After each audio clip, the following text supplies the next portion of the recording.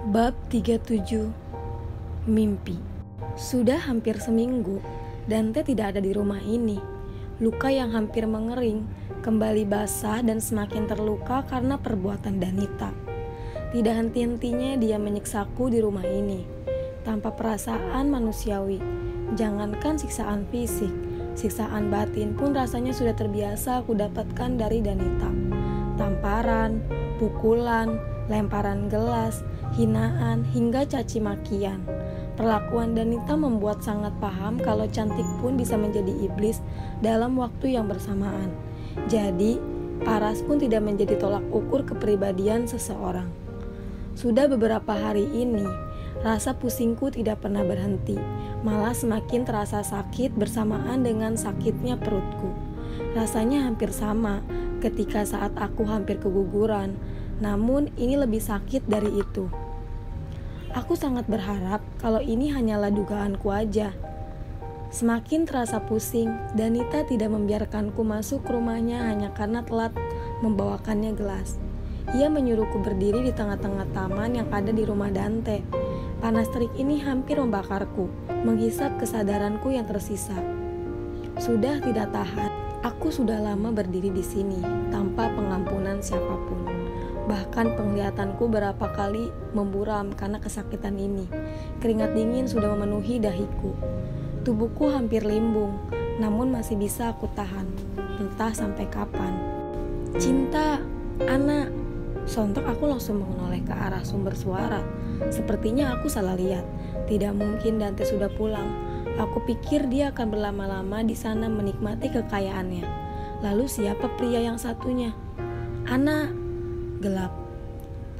Aku percaya padamu dan mau untuk kesana karena janjimu untuk tidak melukainya. Tapi apa yang aku lihat sekarang? Sekujur tubuhnya penuh dengan luka dan kamu tidak tahu siapa yang melakukannya. Jangan coba membohongiku, Danita. Sudah sangat jelas kalau penyebabnya adalah kamu. Kamu berani menuduhku? Iya. Aku terbangun karena mendengar suara pertengkaran mereka. Namun aku belum berani untuk membuka mataku. Aku hanya mendengarkan mereka bertengkar. Kalau aku tiba-tiba bangun, nanti aku semakin memperkeruh suasana. Biarkanlah mereka menyelesaikan permasalahan mereka sendiri dengan cara mereka tanpa ada ikut campur dariku. Oh oke. Ini sudah sangat menjelaskan kalau kamu lebih memilihnya daripada pernikahan kita. Jangan lupa Dante, kalau keluargamu masih punya banyak hutang pada keluargaku.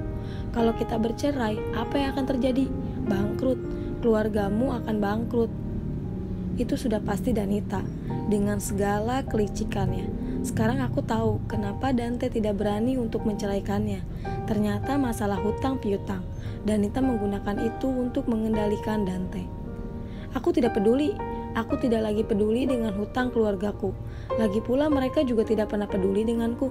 Lalu kenapa aku harus menyiksa diriku sendiri dengan menikah dengan perempuan licik sepertimu? Aku hanya menyia-nyiakan diriku aja. Tidak hanya itu aja, aku sudah membuat orang yang kucintai merasa kesakitan fisik maupun batin. Dan itu semua adalah ulahmu. Dia perempuan yang aku cintai, yang aku sayangi, terluka karena kelicikanmu.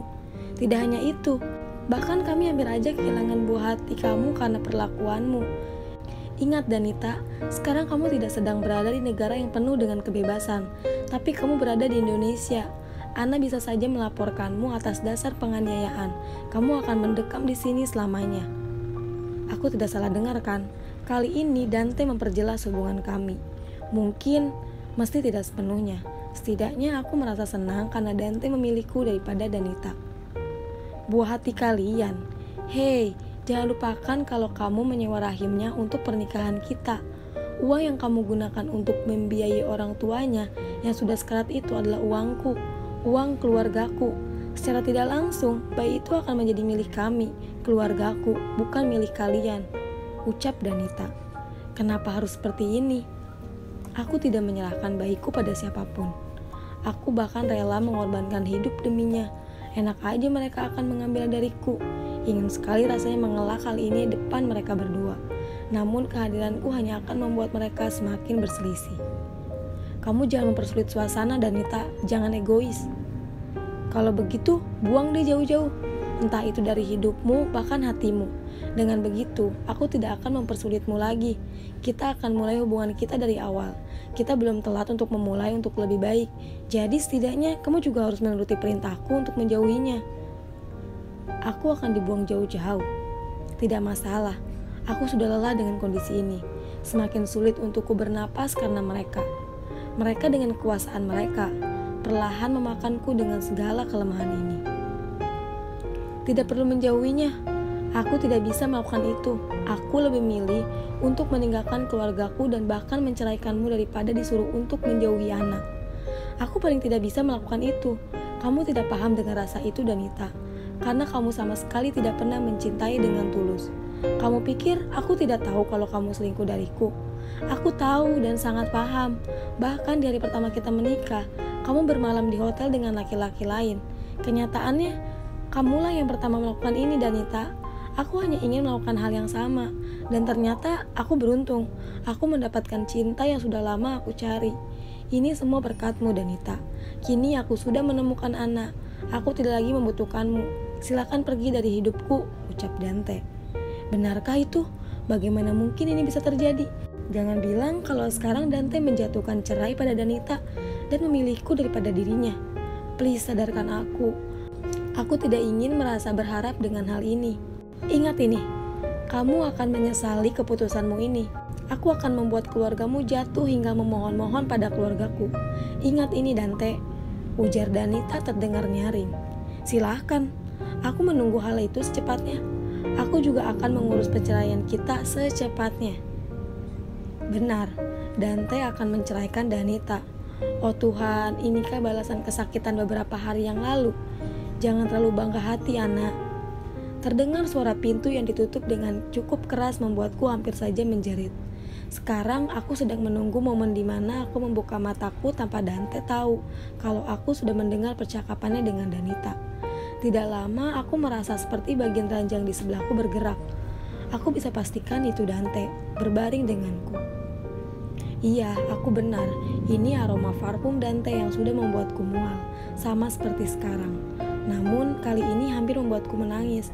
Dante lebih milikku daripada Danita yang sudah barang tentu lebih dari segalanya daripada aku. Dante memelukku erat. Aku janji tidak akan melukaimu lagi, anak. Aku benci pada diriku yang lemah dan membiarkanmu terluka seperti ini. Pasti tidak mudah bagimu, apalagi kamu sendirian di rumah ini. Pantas aja tubuhmu terasa lebih kurus dari sebelumnya, gumam Dante. Mungkin dia belum menyadari kalau aku sudah terbangun. Anak, buka matamu, aku ingin melihatnya. Meski kamu membenciku, setidaknya aku bisa melihatmu, please, ucap Dante di akhir seperti nada nyerah, seperti tangis yang tertahankan. Aku tidak salah dengar kan? Dante seperti menangis. Tidak mungkin karena aku. Anak, panggil Dante sekali lagi. Sudah, aku tidak bisa menahannya lagi. Pertahananku hancur oleh tangisan Dante. Aku memiringkan badanku, membuka mataku dan menatapnya. Inilah wajah yang aku rindukan. Meski dia menyakitiku, namun selalu ada di hatiku. Kamu masih membenciku? Tanya Dante memegang pipiku, mengelus bekas bagian siratan tipis yang pernah ia lakukan padaku. Tangisnya tak terhentikan selayaknya anak kecil. Aku menggeleng. Ia tersenyum meresponku, tapi tetap menangis. Tuhan, salahkah aku? Aku tidak bisa sengaja tidak peduli dengan pria di depanku ini. Rasanya Engkau menciptakan hanya untukku. Hanya saja jalan yang harus kami tempuh harus berliku-liku. Percayalah anak, aku sangat mencintaimu. Untuk kali ini aku tidak akan berbohong.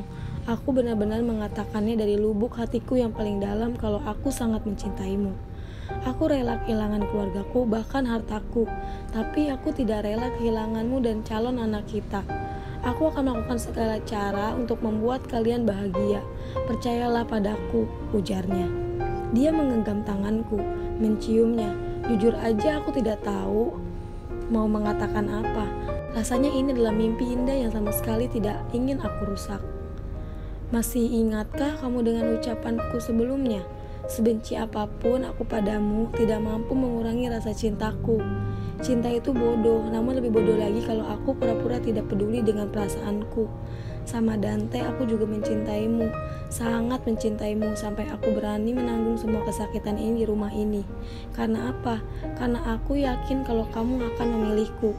Berhari-hari aku mencoba untuk berpikir dengan logika kalau sudah tidak ada harapanku lagi denganmu. Namun hatiku berteriak, kalau kamulah pria yang tepat. Aku mohon Dante, jangan mengecewakanku lagi. Ini sangat menyakitkan. Lebih dari luka yang aku dapatkan setiap harinya. Ucapku tidak bisa menahan tangis. Ini terlalu menyakitkan. I will, Ana. Aku tidak akan mengecewakanmu lagi. Aku janji. Dante memelukku. Kami berdua menangis melebur rasa sakit ini. Kenapa kulitmu kering sekali? Tanya Dante setelah aku selesai mandi. Dante memilihkan aku baju miliknya yang aku bisa gunakan. Semua baju Dante sangat kebesaran saat aku memakainya. Aku harus mengaku kalau berminggu-minggu aku tidur di dapur dengan suhu selayaknya freezer. Maka tidak heran kalau kulitku jadi kering, setiap hari disiksa tanpa ampun. Tidak, aku rasa kulitku biasa aja. Mungkin itu perasaanmu aja. Aku mencoba berbohong padanya daripada membuatnya semakin berselisih dengan Danita. Sekali ini aja aku ingin berdamai. Jangan bohong, ucap Dante. Aku merasa terintimidasi dengan dirinya yang tiba-tiba mengatakan itu. Kemudian ia menyuruhku untuk mengangkat tangan dan memasukkan baju itu ke lengan tanganku. Dante memasangkan pakaian untukku. Dia berjongkok di depanku, tersenyum tidak jelas. Ia mengambil kedua tanganku dan menaruhnya di pipinya. Seharusnya kamu tidak perlu menyembunyikan apapun dariku. Aku tahu ini pasti ulah Danita, tapi kamu berusaha menyembunyikannya. Tidak perlu lagi, Ana. Aku akan melindungi kamu dan bayi kita.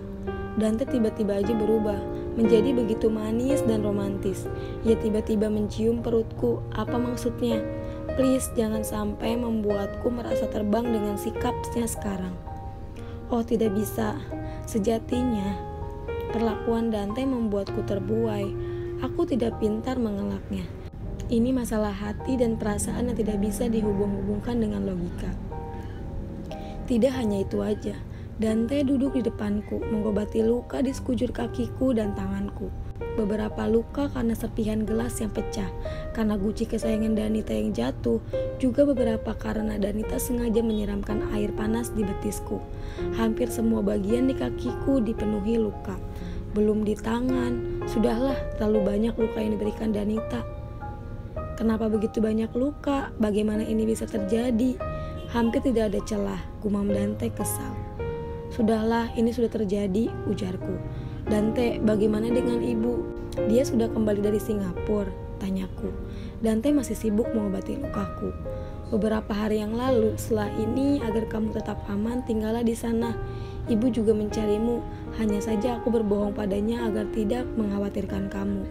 Aku pikir diam aja di sana tidak akan membuat kamu aman, dan itu masih akan berusaha untuk menyakitimu.